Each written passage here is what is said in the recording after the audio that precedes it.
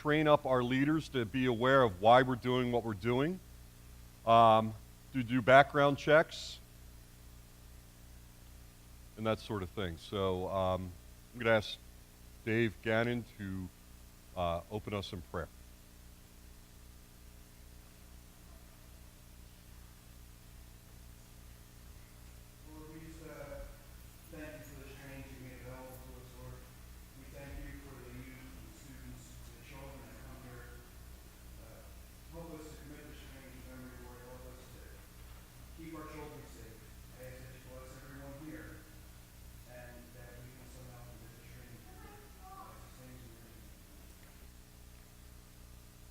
So the Safe Sanctuaries training covers any kind of ministry that we have in our church that connect with our pre-K kids, our infants, our pre-K kids, our children, our students, and anybody who is a vulnerable adult. So all of these ministries, all these, what we're going to be looking at this morning, cover all that. I already had a conversation with our scouting group that meet. They have things in place just like we do as a church. They have a policy, they do background checks, but I'm still going to meet with them to sort through what they do and compare it to what we're doing so that we are all on the same page. And that's a necessary part of who we are and what we're doing. So all those ministries, this document that that I'll have Dave pass out to you, cover all of that, everything and anything. This document is a living document. So the document is something that we will look at annually and see if there's anything that we need to tweak, anything that we need to go over again, anything that we maybe need to highlight in a smaller time together. But this policy that we have in place has been approved by our council, has been read and corrected according to our United Methodist Church's representative. So Erica Munoz is the one who looked it over, looked at it, approved it, and we have a document that says, hey, you are a safe sanctuary. This document applies to every one of us that have any kind of connection with any of our students, any of our children, or anyone in the nursery. This goes for anybody who's actively involved in the ministry of the church, whether they're paid or they are volunteer. So all this document is our foundation on how we will be a safe sanctuary. So if you look around, there are people who may not be directly involved with children's ministry or youth ministry. It's coming around, Kevin. It may not be directly related to any of those, but you are serving leadership at our church. And that's a necessary part too. You, as leaders, need to be aware about what we have in the way of policy when it comes to keeping our children safe. We also have those who are part of our security team that are floaters on a Sunday morning. They need to be aware of what we are doing when it comes to keeping our children, our youth, our nursery safe. It gives our families, our younger families with children, whether they're in nursery, Sunday school, or student ministry, aware that we are intentional about keeping our kids and families safe. But also, it enables us to keep our integrity and our character in check.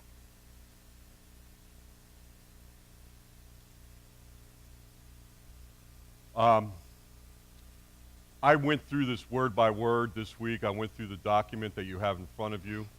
I went through every word. If there's a mistake, I apologize for that. But I went through every word. I went through every PowerPoint. And if I'm honest with you, it's exhausting. It really does overwhelm you a bit. Now, if you're a teacher in a public school or private school setting, you understand that. So here's just why we do what we do. 85% of reported incidences are committed by an individual the child knows and trusts, including people that they know and trust in the church. Those who abuse know that the church are notorious for not screening or training their staff and volunteers. That's why you're here. I went to a couple different trainings for this, and one of the things that both trainings said was that if there is somebody who's not willing to do this and not willing to fill out the paperwork and have a background check, you don't want that person on your volunteer ministry. Now, please, anything that we see in the way of background checks, my eyes and Woody's eyes, and that's it.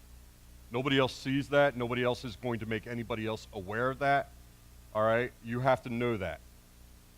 And if there's an issue that I see on it, I will approach you in a loving, gentle, loving way.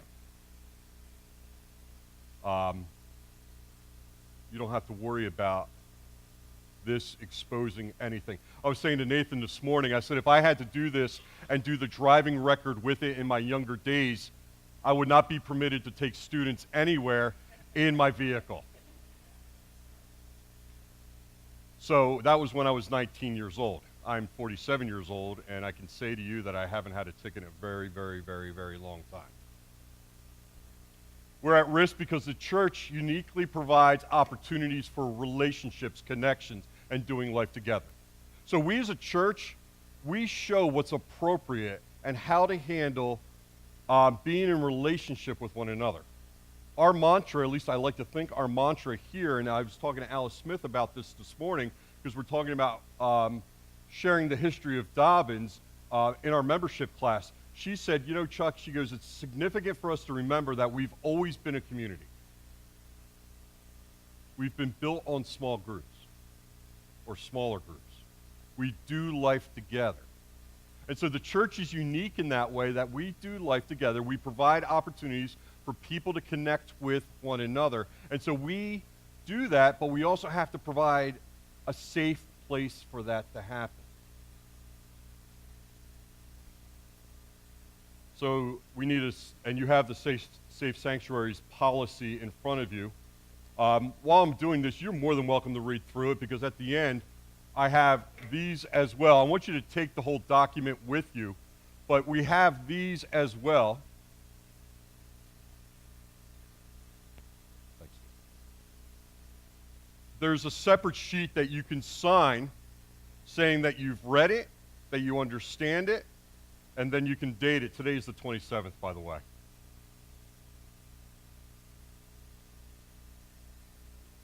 No. But I would like it back within a week. Good answer. Good question, Ann. If you read it today, you can give it back to me tomorrow. It's all good. But we need this policy to be in place because it's a required part of our integrity, our character. Integrity and character are a necessary part of the foundation of what we do. People need to know that what we say and what we do will match. People have to know that integrity and character are a part of the foundation of who we are as a church, and when we witness to the gospel of God's grace and love. So, when I say that, I mean, and how we serve people, how we connect with people, what words we use, what actions we use. And so we have to, the integrity of who we are need to match. And so this is an important part of our integrity and our character as a church. All you have to do is watch anything on the news, on any kind of media outlet, get online.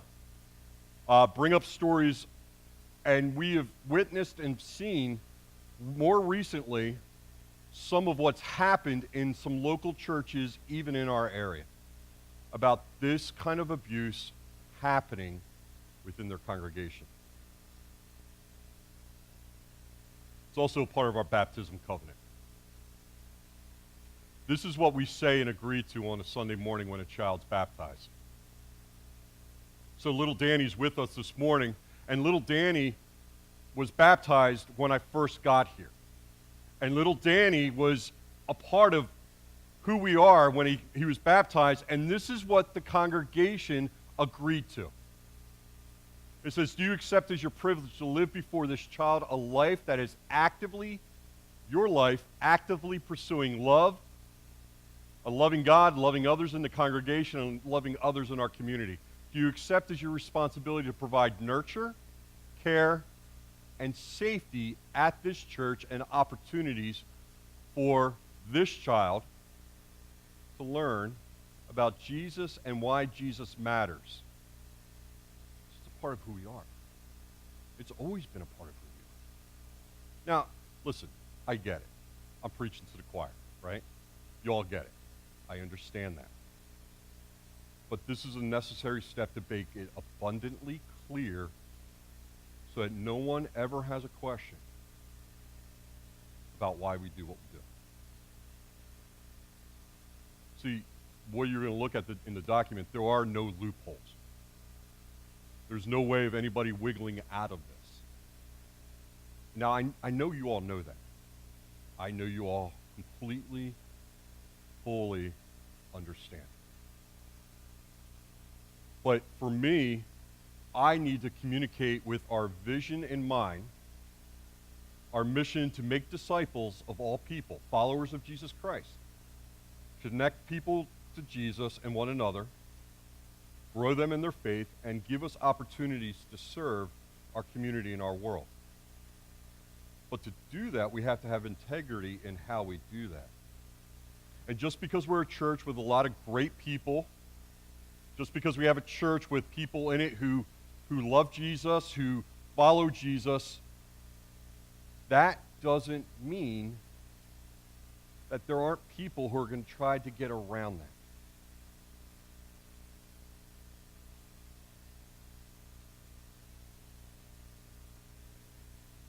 We have safe sanctuaries policy because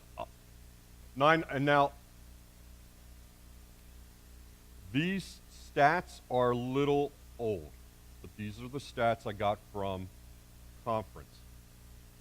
I pray that it's decreased, but I'm not sure.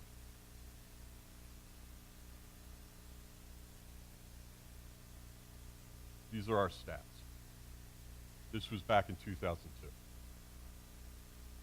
It's possible that this is still our reality.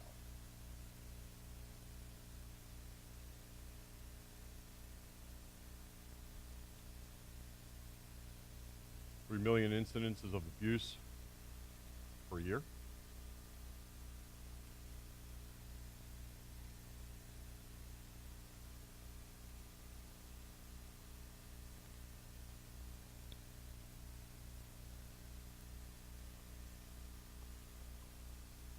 Listen, I was growing up, we got paddled, right?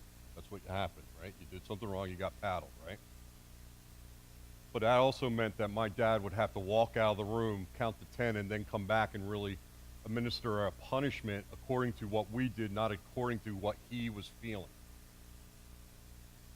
Do you see the difference? See, there are people who react and respond simply out of anger or inadequacy within their lives, and they don't take a time out before they administer appropriate consequences to whatever you did.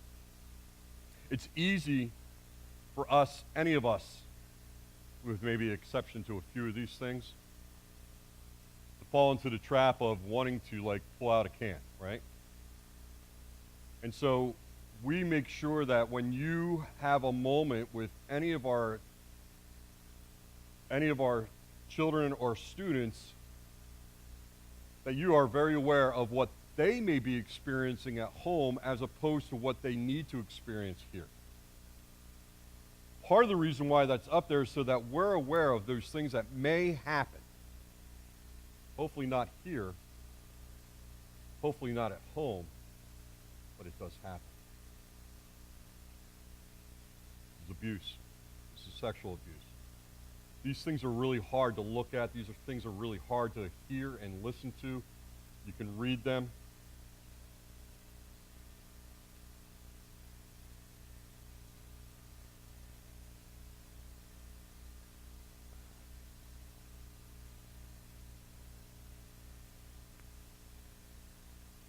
This is any kind of innuendo.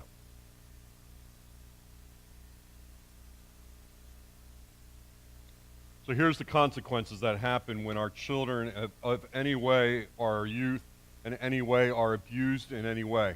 There's a loss of childhood. What I've discovered with when abuse happens, this is what happens. Whenever that abuse happens within their lives, say it happens at 12 or 13 or 5 or 6 or wherever, their maturity, their growth as a person, their ability to cope is stunted. So if somebody experiences any kind of abuse, any kind of exposure to pornography, their ability to cope stops there at that age. And you could probably think of a few people in your lives who've been through that, and then you could look at how they live their life, and then you realize, wow, there's some truth to that. Some of the other consequences is our character is questioned, and ministry doesn't happen. And if our goal is as a church is not to just eat up the gospel of Jesus Christ, if our goal is to honestly to provide opportunities for people to come to Christ, which if you realize, if you talk to anybody who's ever come to a saving knowledge of Jesus, it started with what? A relationship.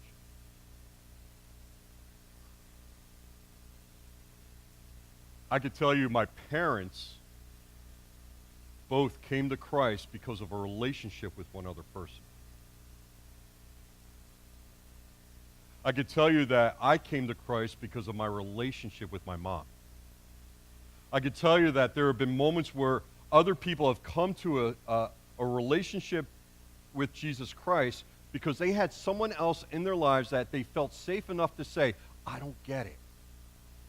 I don't fully understand. Or I'm overwhelmed, or I'm anxious, or whatever. And then that person begins to listen and listen and listen, and then they talk and share what Jesus has provided for them within their lives. And so if it starts with relationship, then we have to start with relationship. And we have to start with relationship when it comes to our nursery, our children's, and our youth. Now, by the way, if any of those ministries represent you, thank you.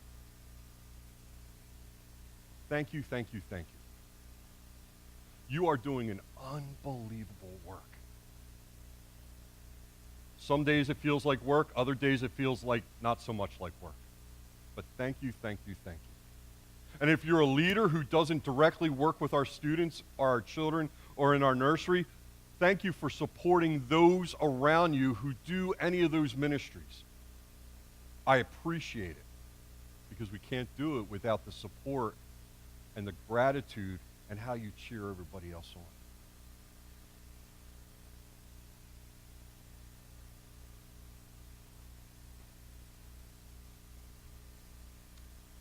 Some of the other consequences is criminal and civil litigation, financial,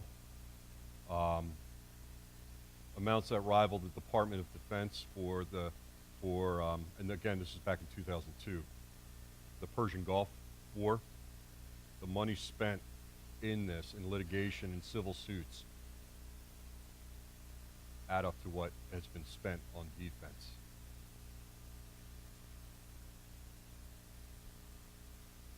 Again, I'm preaching to the choir, I hope. Abusers can be found in every part of our society. 60% of abusers who are caught will abuse again.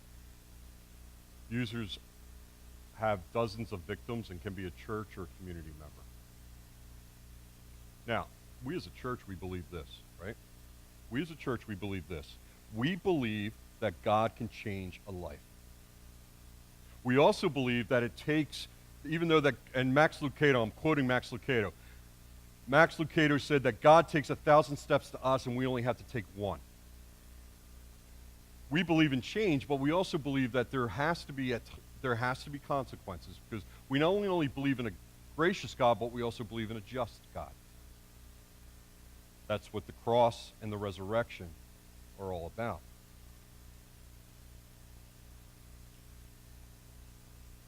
But we can't have people who have abused be with our kids. They can serve in other capacities, but they can't serve in this capacity.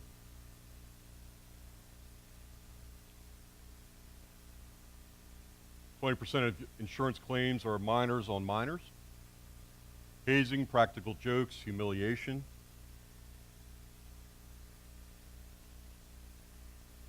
As we've been seeing most recently, there are people in authority who choose to use their authority to get people to do what they want.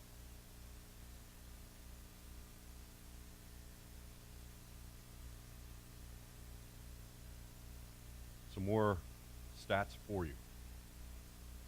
Again, we look at stats, we read those stats, we try to process those stats.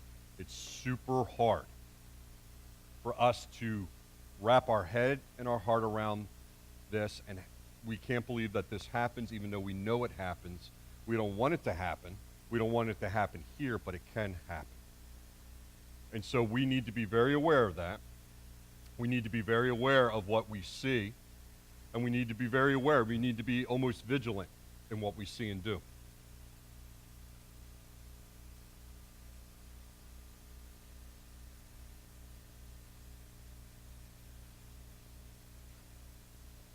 I want to highlight these bullet points. This is why we do criminal background checks. It's required by the state. It's required by the United Methodist Church. It's also required by the insurance policy. So I emailed my friend, my colleague, Rebecca, over at the Moravian Church and said, hey, listen, by the way, we're doing this on Saturday morning. You're more than welcome to come and bring some of your people, and that way you can kind of figure out how you're going to do it in your own church. And she said, Chuck, it's funny because she goes, I was just reading through our insurance policy, and this is what's necessary. She said, well, I can't be there. I got to do a funeral, blah, blah, blah. I sent her over our PowerPoint and our policy, and she's grateful for that, but it's required by insurance that we have something like this in place.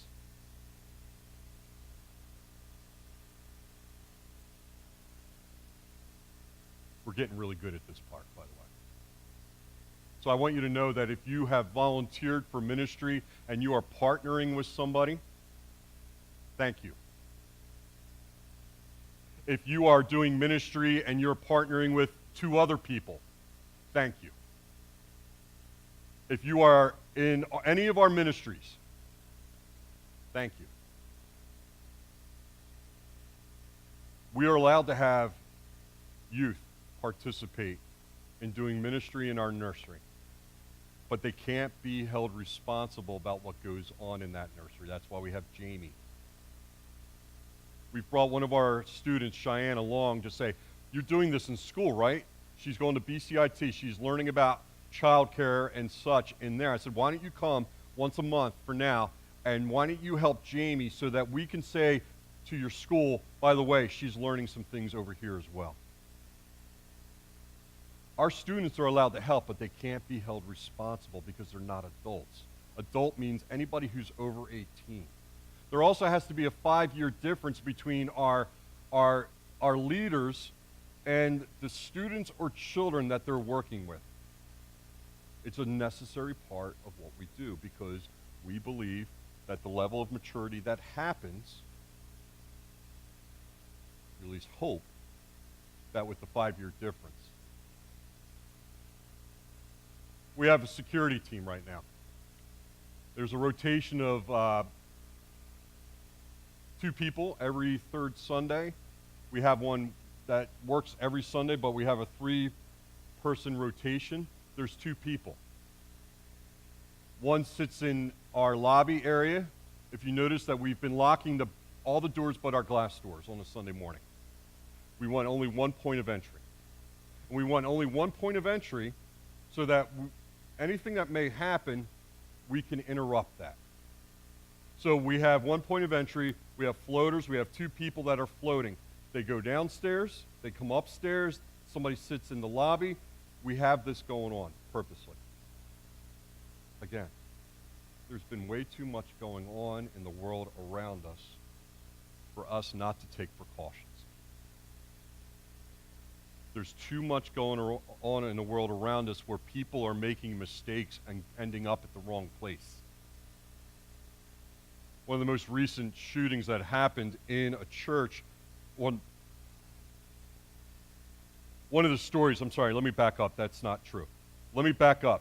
One of the things that I heard and then saw written was a story about a gentleman who ended up at the wrong church. We cannot make the mistake. We can't put our children and our youth in harm's way. So on a Sunday morning, we have floaters. We have floaters because it's a necessary part of what we're doing. We want people to know that when they come in through those doors that they're going to be safe. Because they want to know that they're safe because they've been watching the same news all of us have been watching. So it's nothing new under the sun when it comes to what we're supposed to be doing. Windows in classrooms and offices, if there's not a window on the door, then we need to keep the door open. Again, the 5 years older rule. No one under 18 but can assist if need be.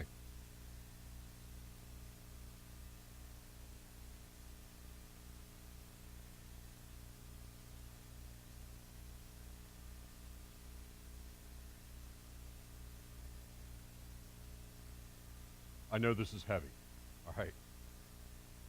You're allowed to breathe. It's okay. I get it. Your pastor felt every single one of these moments this week. Every single slide, every single word. I felt it. I had a headache. I felt sick to my stomach after I was done on Wednesday with this. I emailed Erica and I said, Erica, this is what I'm feeling right now. Is this normal? She emails me back and says this is completely normal. She goes, every time I do a presentation on this, I'm exhausted. And part of the reason why we as a church and your pastor, we want to believe there's good in every single person. We want to see and know that in every person you can see the image of God created in them. This is hard. This is not easy. This is kind of awkward. So, it's a necessary part of what we do and when it comes to equipping you to do ministry here. So part of what we're going to be doing is we're going to make sure parents have this covenant, this policy. That way they know that we take seriously what we're doing as a body of Christ. Now, not everybody's here. I know Sue Barrel had an MRI for 2 hours today. So she's like, Chuck, I want to be a part of this. I want to be there. But I'm like, don't worry about it. I'll give you the document. Nathan said, hey, Dad, why don't we video it so that we can just put it out there so that people can watch it and then read the policy as well. Now, I know little leagues.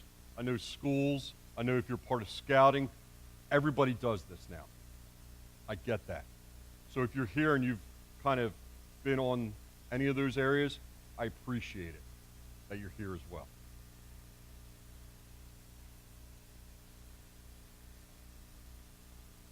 Outside organizations. Like I said, I talked to Ken Adams this week, and he said to me, Chuck, we get together with our leaders on February 5th. Is that okay? I said, perfect. He goes, let's have conversation. Let's see how your document, your living document, your policy connects with our policy. And then we'll make sure that both of us are on the same page. I said, cool. So anybody who's from the outside coming in, if they utilize our property, our buildings, for anything when it comes to doing ministry with children, youth, they come under this document and they have to be informed of it. Because if anything happens here, we as a church are responsible.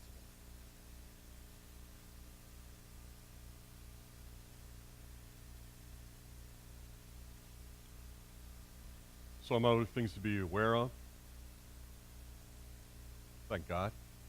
Any church-owned computer where you download or view pornography is a federal offense. This is a real problem. not just for men, but also for women.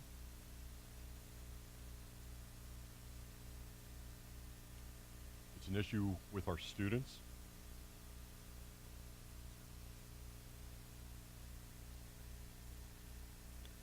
No longer is Playboy an issue.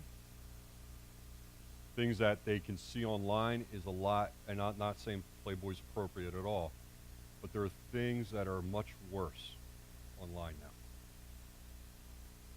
that kids have access to. So here's a procedure for reporting this. Every individual in New Jersey is required to report child abuse. The safety of the victim is our utmost concern. So that means for us that we have to take care of the victim first. But also, we're the church, right? And as much as we'd like to go toe-to-toe, nose-to-nose, face-to-face with the person who is abusing, we can't.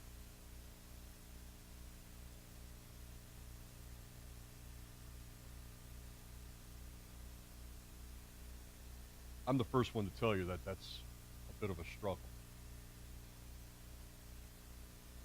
But then the pastoral part kicks in me and says, I have to separate the two, and I have to treat the person who abuses with dignity and grace and justice, even though inside of me I am angry.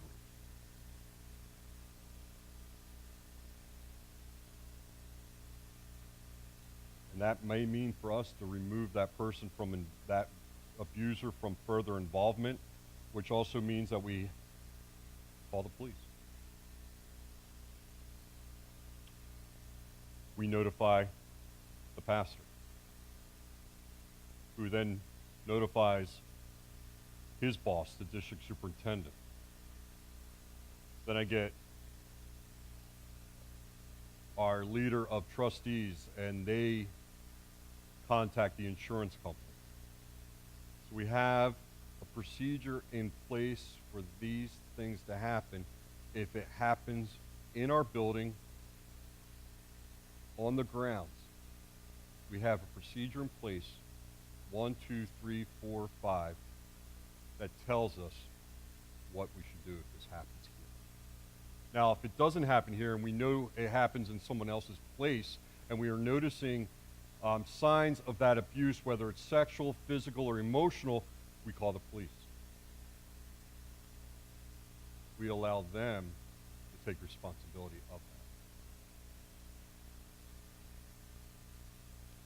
And we document, if it happens here, we document the heck out of it. We have documents in place for that to happen.